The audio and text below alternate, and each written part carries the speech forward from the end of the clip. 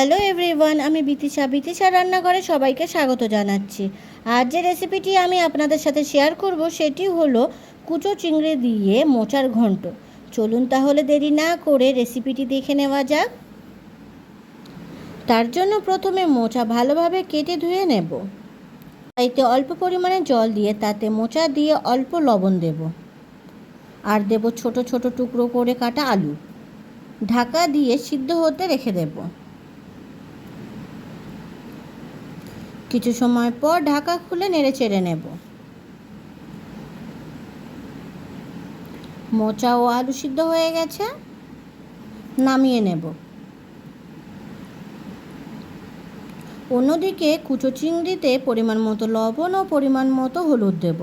কড়াইতে পরিমাণ মতো সর্ষের তেল গরম করে লবণ হলুদ মাখানো চিংড়ি মাছগুলো গরম তেলের মধ্যে দিয়ে দেব। চিংড়ি মাছ খুব বেশি ভাজবো না, হালকা ভেজে তুলে নেব। মাছ ভাজার তেলেই দিয়ে দেব 5 ফোড়ন ও শুকনো লঙ্কা ফোড়ন। ফোড়ন ভাজা হলে দিয়ে দেব পেঁয়াজ কুচি ও কয়েকটা চেরা কাঁচা লঙ্কা।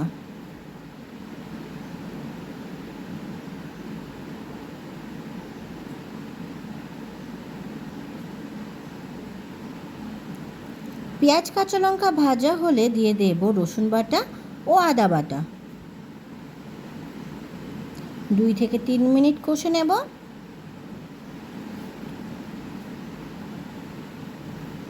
আদা রসুনের কাঁচা গন্ধ চলে গেলে দিয়ে দেব সিদ্ধ করে জল ঝরানো মোচা ও আলু। 2 থেকে 3 মিনিট নেড়ে চেড়ে নেব। এরপর দিয়ে দেব পরিমাণ মতো লবণ ও পরিমাণ মতো হলুদ। লবণ হলুদ ভালোভাবে মোচার সাথে মিশিয়ে নিয়ে কিছু সময় কষে নেব।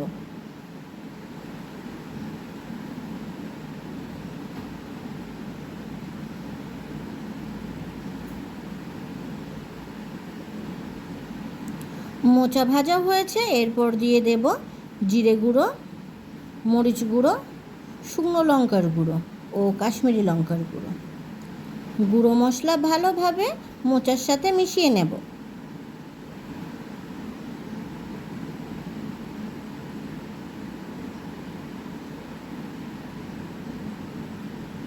মশলা কষা হয়ে গেলে দিয়ে দেব পরিমাণ মতো গরম জল। ঝোল নেড়ে চেড়ে নিয়ে ফুটতে দেব। ঝোল ফুটে উঠলে দিয়ে দেবো ভেজে রাখা চিংড়ি মাছ। চিংড়ি মাছ ঝোলের সাথে মিশিয়ে নেব। কিছু সময় ভালোভাবে ফুটিয়ে নেব। দিয়ে দেব অল্প পরিমাণে চিনি।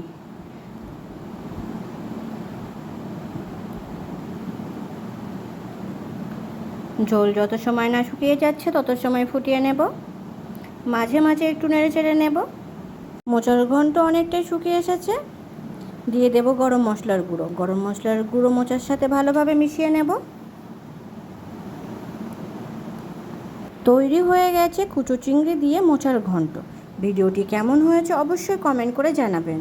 আর ভিডিওটি যদি আপনাদের ভালো লেগে থাকে তাহলে আমার চ্যানেলটিকে সাবস্ক্রাইব করতে একদম ভুলবেন না। ধন্যবাদ।